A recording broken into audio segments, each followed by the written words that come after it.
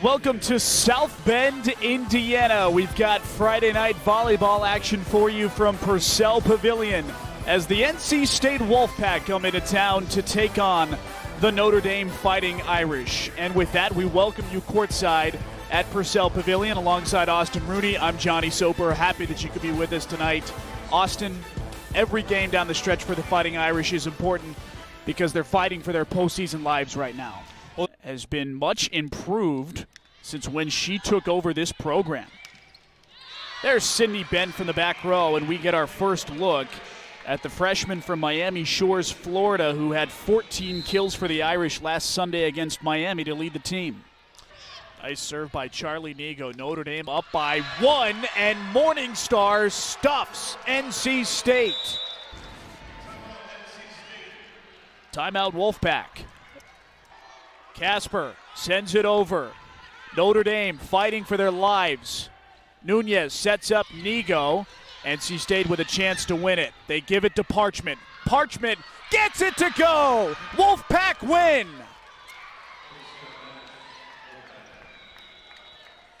NC State ends the game on a 5-0 scoring run, and they dispatch of Notre Dame in 4 sets. South Bend, Indiana, and Purcell Pavilion ready to usher in a new college basketball season as the UIC Flames come into town to take on the Notre Dame Fighting Irish for the first time. And we welcome you courtside, everyone, with Coach Mike Lightfoot, the 7-time national champion at Bethel College. Johnny Soper, happy that you're with us as we start the 2018 season. This UIC team comes in winning 20 games from a year ago, but they take on a Notre Dame team that has a lot of young faces.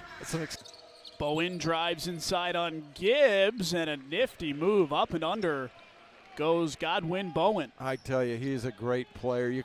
Burns off the screen from Hub. 4 out, 1 in by the Irish. Burns is a designated screener. Great slip screen. With 8 to shoot, Hub all alone, and he knocks down the 3. Marcus Adi, the junior guard, was in the top 10 in the Horizon Conference last year in field goal percentage, 3-point percentage, free throw percentage. The only player who can claim that. He really does it all. And I saw him carry a bag in when they were coming into the gym tonight. So, you know, he does it all. He's a great. Gibbs hits the first. TJ Gibbs last year saw a lot of meaningful minutes. Yes. After the injuries to Bonzi Colson and Matt Farrell. Yes. That plagued the Irish season last year. And he ended up leading Notre Dame in scoring, so he had all that great experience, and he brings it back now in 2018 as the leader of this team. Marcus Adi has been very quiet in this half, just 2 points.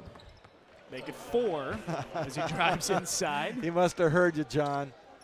7-0 run for the Irish. Up by 22. Ferguson trying to get positioning inside. The follow doesn't go. Joust for the rebound, and Leszewski comes away with it for Notre Dame. Quick offense up ahead. Now to Goodwin.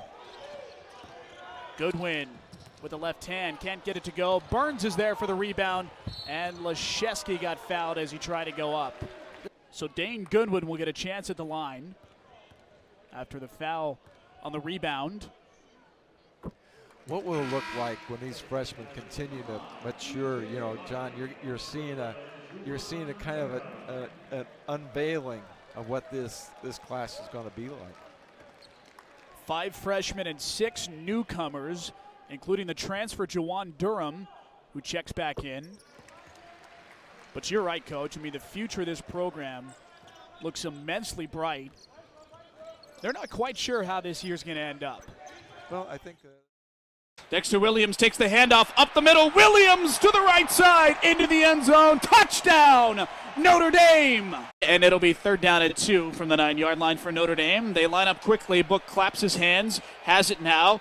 Gives up the middle to Dexter Williams. Dexter Williams breaks free at the 5. Williams dives for the pylon. Touchdown, Notre Dame. So it'll be 3rd and goal for the Irish from the 2-yard line. Komet, Wisher, and Wright roll in motion to the right side. The handoff goes to Williams. Williams breaks the outside, and it's an easy touchdown for Notre Dame. 3rd down and goal now for the Irish, and you can't imagine they'll go for it unless they're inches away. So 1 down now to get 4 yards and a touchdown. or they'll have to settle for another field goal. Nick Wisher comes in. Chris Fink goes out. It's Cole Kmet and Wisher together on the left. Claypool and Boykin together on the right. Williams to the right of Book, and Kmet and Wisher now motion to the right side. It's a play action. Book goes to the edge. It's caught by Boykin for the touchdown. It's from right to left. Boykin, Armstrong, Kmet, Fink, and Claypool. Book drops back looking left, now has to flush to his right. Book has nowhere to go, backpedaling now at the 40. Book looking for someone downfield, now throws it, and it is caught by Armstrong at the 25-yard line. What a play, what a throw. 3rd down and 7. Notre Dame with the ball on the Navy 22-yard line. Tony Jones Jr. to the left of Ian Book, standing in the shotgun, claps his hand, has the waist-high snap, now throws to the end zone, and it is caught! It is caught! Miles Boykin, his 2nd touchdown of the day. It was a fade to Boykin, back shoulder throw, and a perfectly executed pass by Ian Book. 8 plays, 75 yards, and Notre Dame is up 43-22.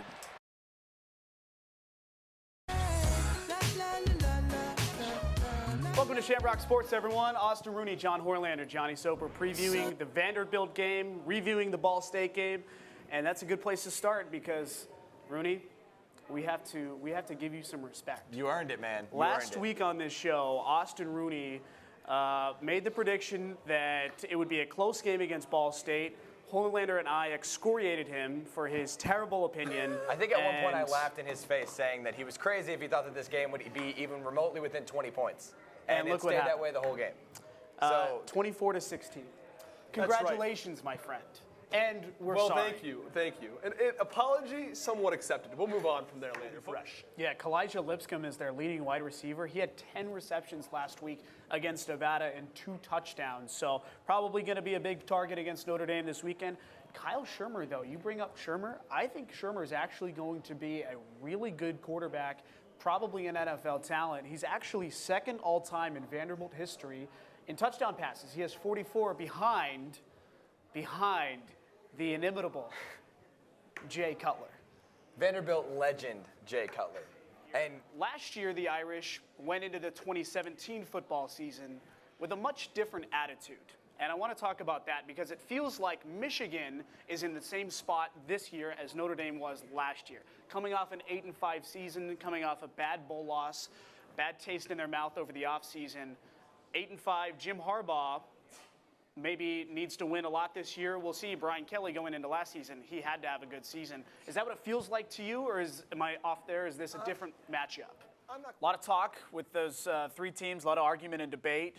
Should the playoff be expanded? This is something that has come up with the number of tough decisions that the committee has had to make in the past. The committee has had to make in the past couple of years. This year particularly difficult. So, should the playoff go to 8 teams? Should it go to 6? And you have a couple of first-round byes. What do you think about this? I think that is the main reason for my thinking that they should expand it to 8 teams because all undefeated teams deserve a shot. If you're going to expand it to 6 and say, okay, if you're undefeated, you get in, that's one thing. I would accept that. So if Sam Houston State goes undefeated, are they well, deserve they're a not, shot? I don't believe they're FBS. If they are, then yes, they deserve a shot. Okay, so let me pick another lower if tier. you are Let's an go FBS team, Nevada. This is my thought. New Mexico, Nevada, whatever. Absolutely. If New Mexico goes undefeated, they deserve a shot at winning the They deserve a national shot, title. exactly. You know why? Because if this is an FBS team, the league is called the FBS.